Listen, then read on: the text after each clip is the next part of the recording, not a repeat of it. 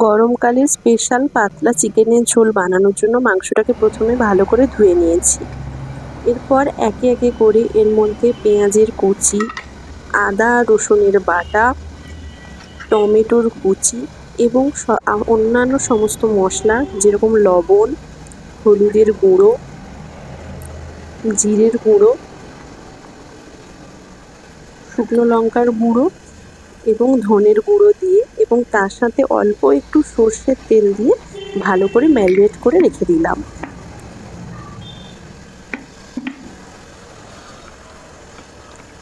মোটামুটি এই ম্যারিনেশনটা বেশিক্ষণ রাখার দরকার নেই, 1 ঘন্টা রাখলেই হবে।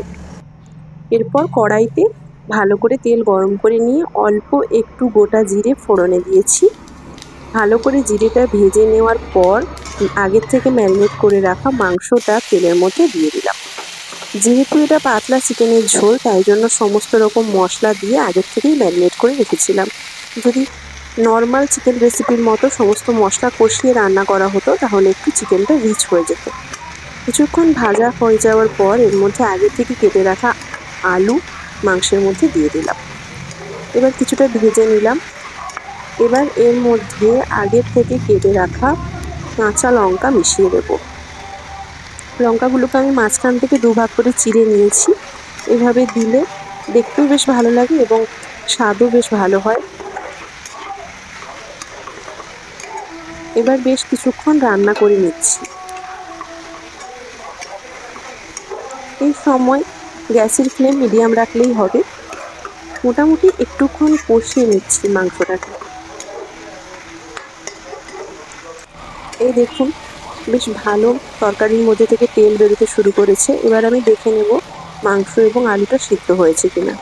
বেশ কিছুক্ষণ কষানোর ফলে আলু এবং মাংস দুই ভালোভাবে সিদ্ধ হয়ে গেছে। এবার এর মধ্যে জল দিতে হবে। তার জন্য আমি আগের থেকে ঈষৎ উষ্ণ গরম জল করে রেখেছিলাম, সেইটা পরিমাণ মতো এর মধ্যে মিশিয়ে দিলাম। যেহেতু ঝোল হচ্ছে তাই জলটা একটু বেশিই দিচ্ছি।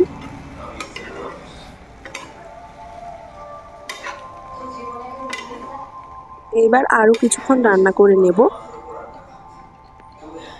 জল যেহেতু দিয়েছি এবার এর মধ্যে আরেকটু লবণ দিয়ে দিতে হবে, আর একটু গরম মশলা প্রথমে দিয়ে দিলাম এবং অল্প একটু লবণ স্বাদ মতো দিয়ে দিচ্ছি।